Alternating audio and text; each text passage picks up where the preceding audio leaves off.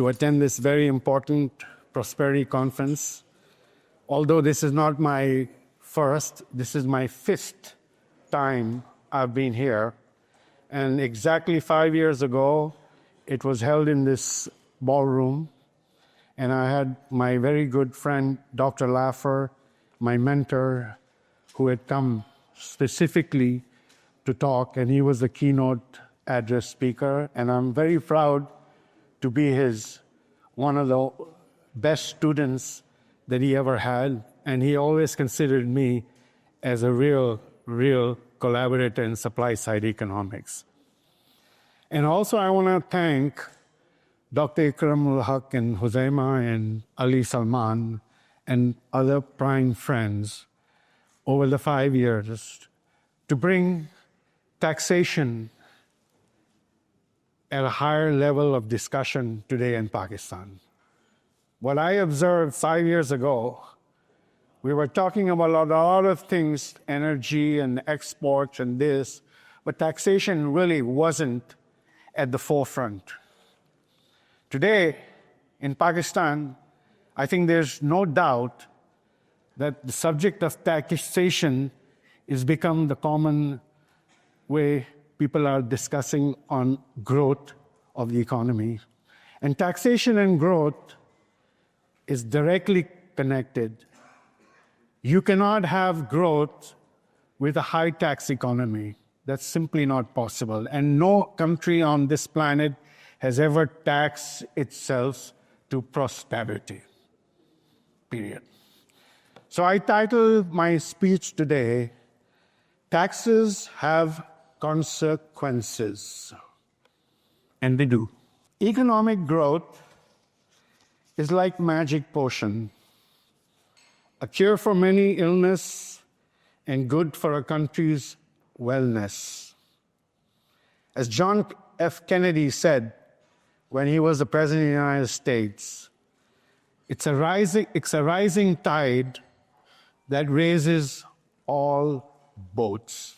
Pakistan, subjugated by the umpteenth anti-growth IMF programs, centered on raising taxes, devaluations, and balancing the budget at all costs to stabilize the economy, has never seen the way forward, and it will see in the future. Excessive austerity measures force dependence on the IMF over time.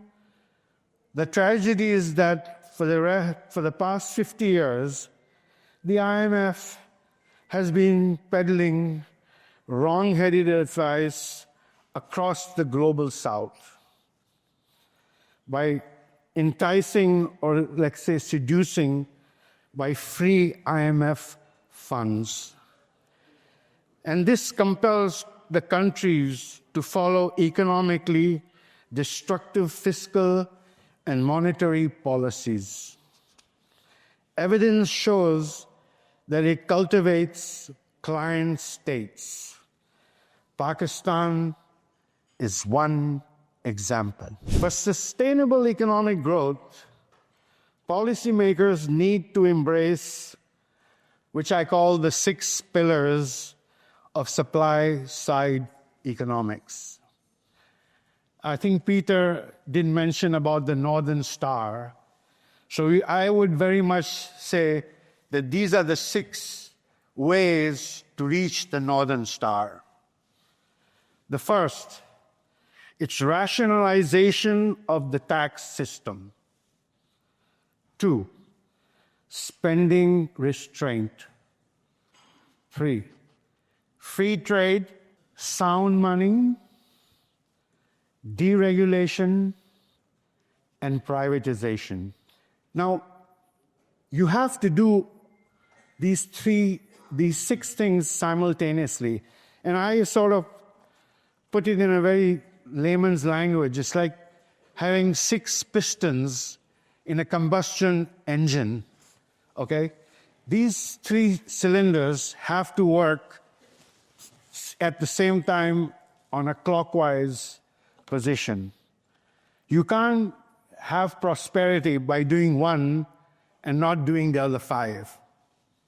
As simple as that. And between the six, there are some that are very, very difficult to do, but then there are some that are very easy to do. So I always focus my attention on the rationalization of the tax system, because I find that doing the other five are far more difficult, but making a tax reform policy can be done in an instant. So we talk about the rationalization of the tax system. While all taxes are bad, some taxes are worse than others. The most damaging are wealth taxes and turnover gross receipt taxes, in comparison to the income and sales taxes. But here's the sad point. We in Pakistan have withholding taxes, we have advance taxes, we have presumptive taxes, we have capital value taxes. Now, I've had a lot of discussion on capital value taxes, and these are the Pakistanis are the ones I meet in Dubai right now. Huh? They're all sitting in Dubai, thanks to your capital value tax. Honestly, I'm not joking.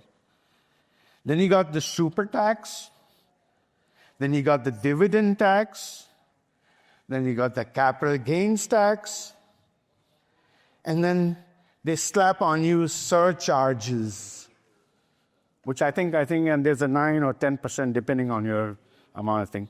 Then you got excise duties, you got regulatory duties, and now the government in Pakistan has a new game in town. It's called levies. They have exhausted themselves with the previous criteria of collecting money from the people that are working here in Pakistan by now labeling any new tax as levies. But then also don't forget, they don't have to give that levy money to the provinces, right? It's for the feds. They just love spending, huh? We all know that. The tax hikes passed in Pakistan by the current government in the last two budgets has driven the economy into a depression. With IMF blessing, they together have decided to tax everything that walks, crawls, runs, flies, or stands still. It's time to realize that you cannot tax a country to prosperity. Economics is all about incentives, and taxes have consequences. The answer to Pakistan's abysmal GDP growth rate and underperformance is to cut tax rates across the board, a low rate, broad-based tax with no exemptions, no exclusions, no deductions, no credits, no carve-outs. What we call tax expenditures. The more taxes increase, the more they undermine the market economy. Distorting and punitive taxes only increase avoidance and evasion and stimulate the underground economy. Initially, higher taxes may increase revenues, but over time, avoidance and evasion reduce the tax base. This relation between tax rates and tax revenues is described as the Laffer curve. The Laffer curve says at 0% tax, obviously the government collects zero revenues. At 100% tax, nobody's going to be working in any economy, therefore there will be no revenues. So the Laffer curve is cut into half. This is the permissible range, and everything on the top is the prohibitive range. So what the Laffer curve actually does is say that every time you start increasing tax rates, for example, 1%, you'll get 1% additional revenue. If you go further up, 5%, you'll get 5% revenues. Then you go up, up, up, up, up. But there's an inflection point where every time you're going to raise 5%, you're not going to get 5%. You may get 4%. You may get 3%. So the more you go up the Laffer curve, the less you have in terms of revenue collection. And I know a lot of the countries that are facing fiscal problems, more or less, they're all in the prohibitive range. And I'm telling you, Pakistan is pretty much, very much way up there. Microeconomic terms, it's like product pricing. If you price a product too high, you don't collect as much revenues. And if you underprice a product, you will also not collect the same revenue. So the idea is to put a tax rate. It's like putting the right price on a product to get the maximum return on your product or investment. And this is my way of explaining in very simple and layman terms. So let's talk about personal income taxes.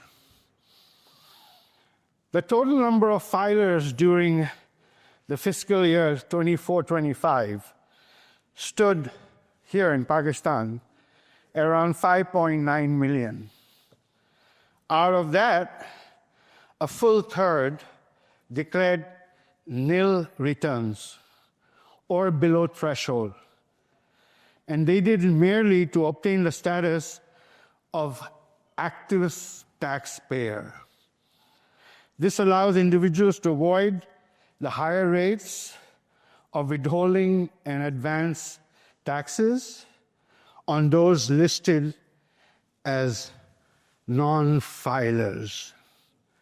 Now, this non-filer, man, this is the most amazing phenomenon I, as an economist, have ever heard, and it's totally unique to Pakistan. Not surprisingly, the breakdown of the tax filing, and I'm talking about this 5.9 million that had filed, it shows that 1.3 million individuals, the filers, reported taxable income in the range of 1 million to 5 million.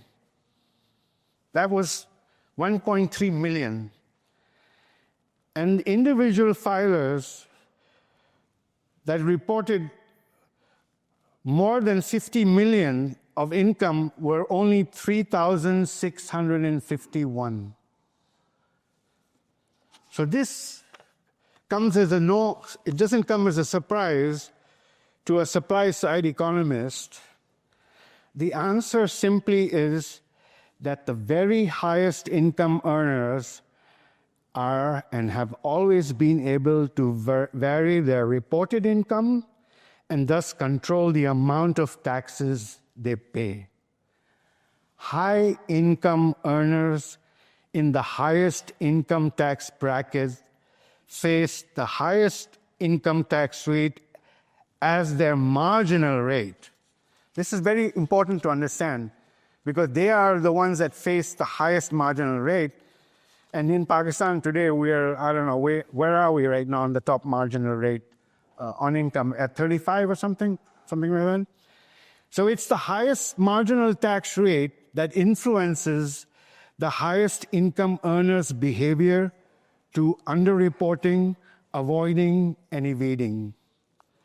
From this, it is easy to see that as we go from the highest income category to the lowest income category, more and more people pay the lower category marginal tax rate.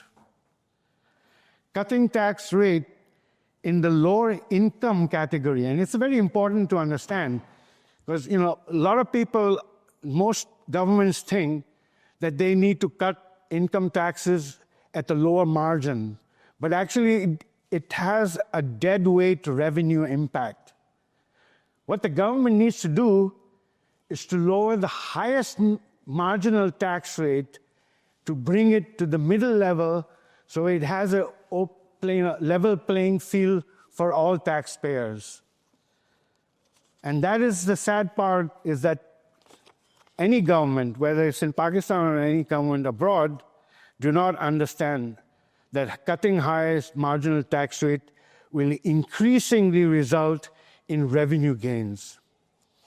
In Pakistan's case, the reported taxable income by the 1.3 million individuals between rupees 1 and 5 million is a clear indication of this excessive taxing, this behavior, that excessive taxing the very highest income earners will result in their legally and illegally avoid paying those taxes.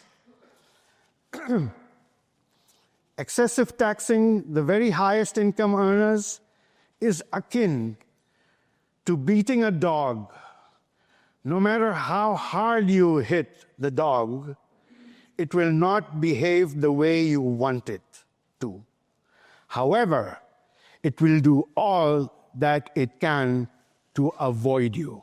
A low-rate, broad-based, flat tax is the best tax for Pakistan.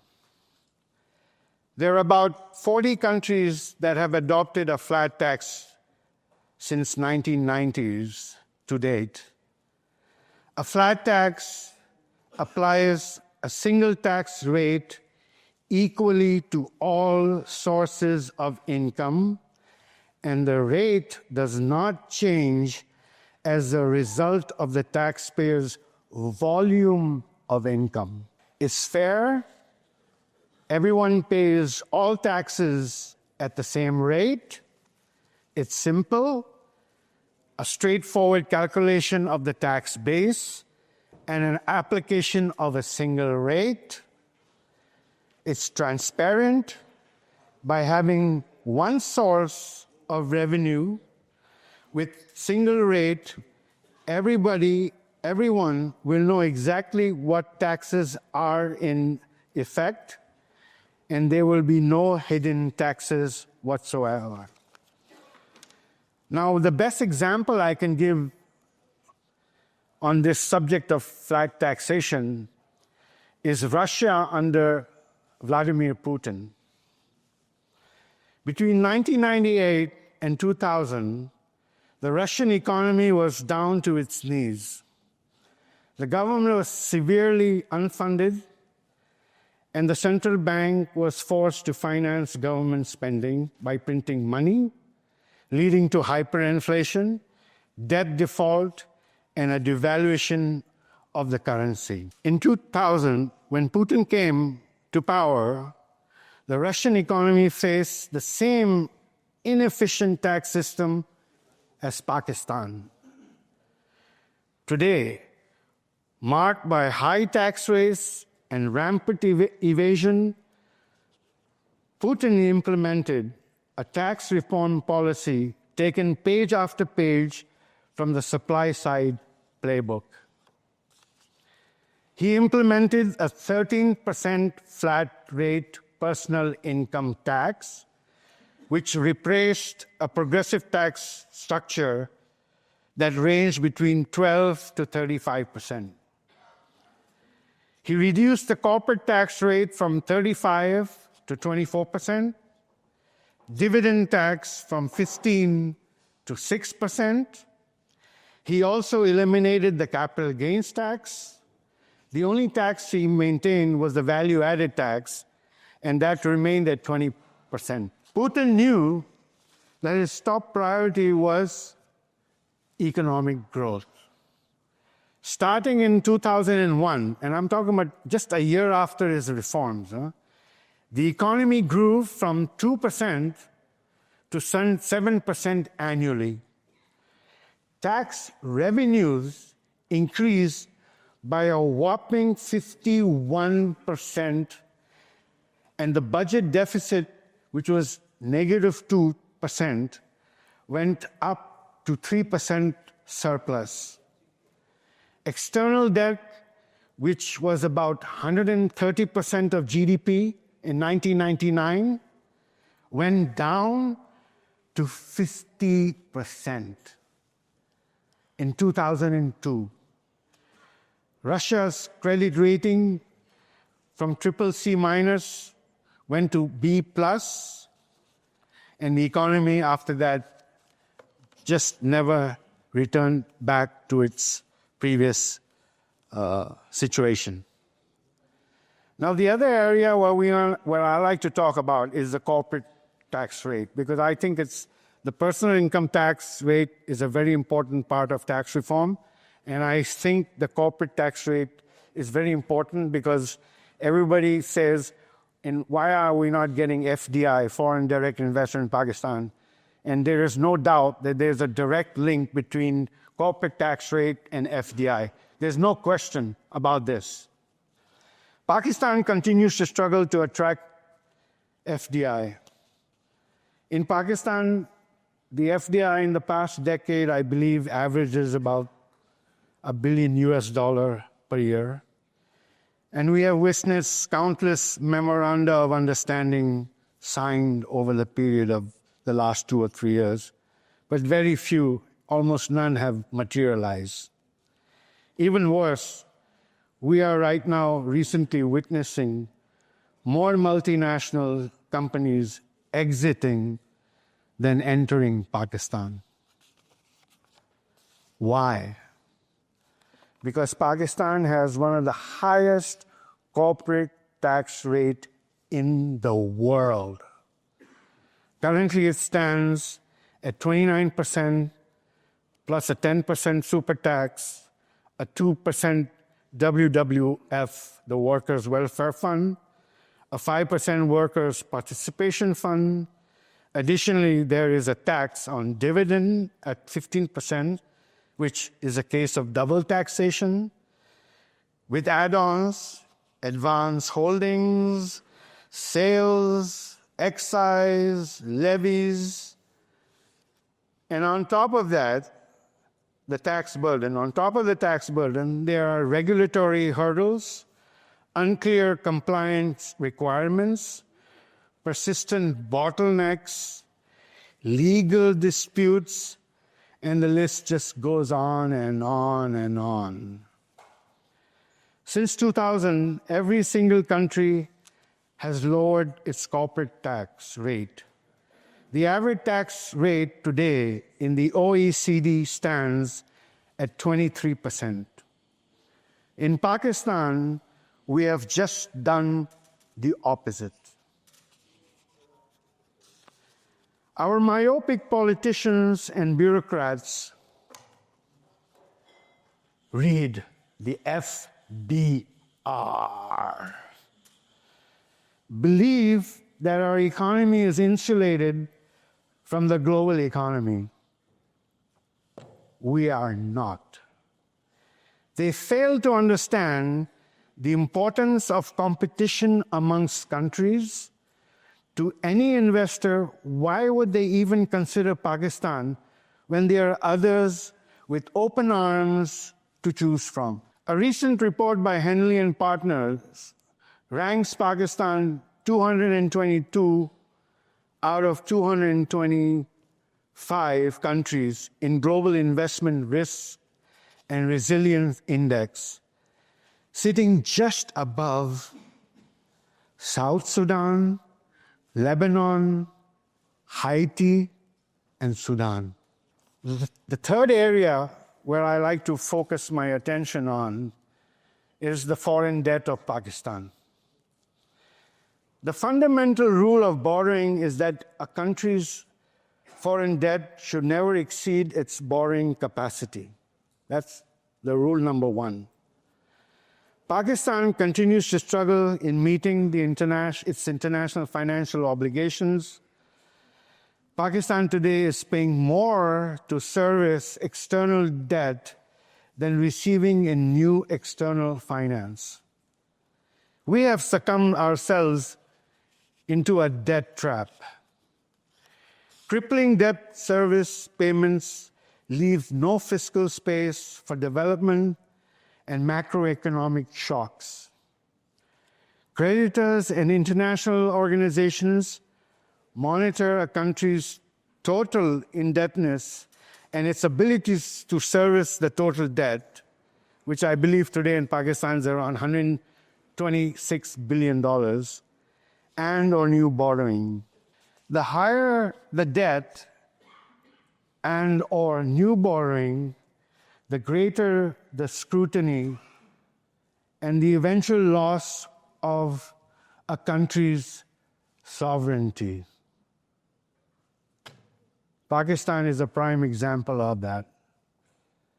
No wonder we keep appointing bankers as finance ministers. Bankers are uber career specialists in the art of lending and borrowing. Our finance czars work full-time juggling their careers, chasing new loans to pay back existing loans.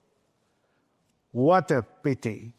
And the last part, which I also find very interesting, and it's kind of unique to Pakistan, and I love this subject, is the boom and bust fallacy.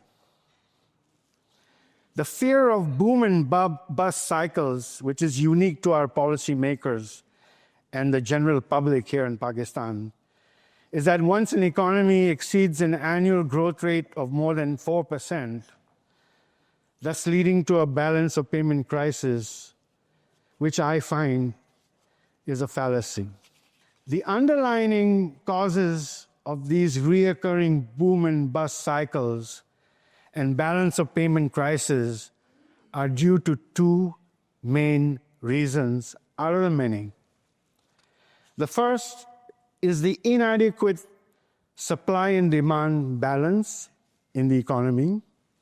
And second is the outweighing of the public sector over the private sector growth in the GDP formula.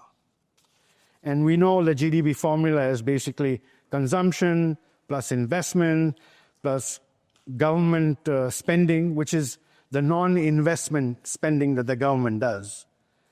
And then obviously we got the net export, which is basically export plus minus imports. Boom and bust cycles occur when consumption and government spending, and in Pakistan, it's estimated that basically it's about 90% of the economic growth.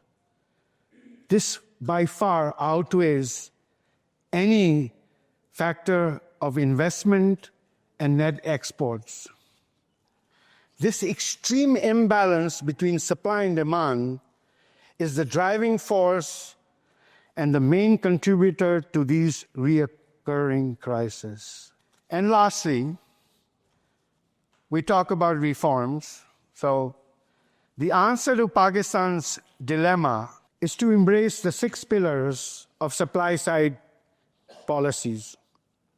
Once again, I repeat, rationalization of the tax, cut spending, deregulate, reduce trade barriers, privatize state-owned enterprises, and establish sound money. Reforms tend to be onerous because governments are afraid that every time you reform, you take away the benefits or privileges of someone, including themselves. So doing very little or nothing has a political motive. Reforms need a bold, ironclad political will with a long-term planning horizon, which we unfortunately lack. In order to succeed, Pakistan urgently needs to implement the 6th supply-side agenda. But there are 2 crucial preconditions or maybe even three, in my opinion. The first one is Pakistan must not be in an IMF program. And I'm very serious on this point. The IMF, they're not your friends. And they're never going to agree on across-the-board tax reduction. It's just not in the IMF playbook. And therefore, it's futile to even make an attempt for them to bring your tax rates down, because they just don't do it for just Pakistan, but they don't do it for the rest of the global south. Number two, tax policy must be taken away from the FBR. Number three, bureaucrats at the finance ministry, and I'm talking about these 18 to 22 grade functionaries, bureaucrats that are it's Q block, I believe. You know what? You just tell, we're going to pay your salary, you stay home. Do not interfere in our reforms, especially on tax policy. IMF diktats and FBR coercion, which we are witnessing right now as we are talking. In meeting annual tax targets to balance the budget, which we fail to achieve year after year, is not the solution, but rather the problem. I call it a whack-a-mole finance. Pakistan has foregone economic growth in the name of economic stability. So I ask this question, what's better? A $70 billion increase in the country's GDP growth, or a $7 billion IMF loan? Go figure. Pakistan has everything to gain from implementing supply-side economic policies. The state's competitive environment will improve economic activity and growth. Tax revenues will soon exceed the most optimistic projections. The longer this new system is in place, the greater the gains will be. It will launch Pakistan onto a new trajectory of economic growth and prosperity for all its citizens and businesses. Pakistan, Zindabad, Generation Z, Zindabad.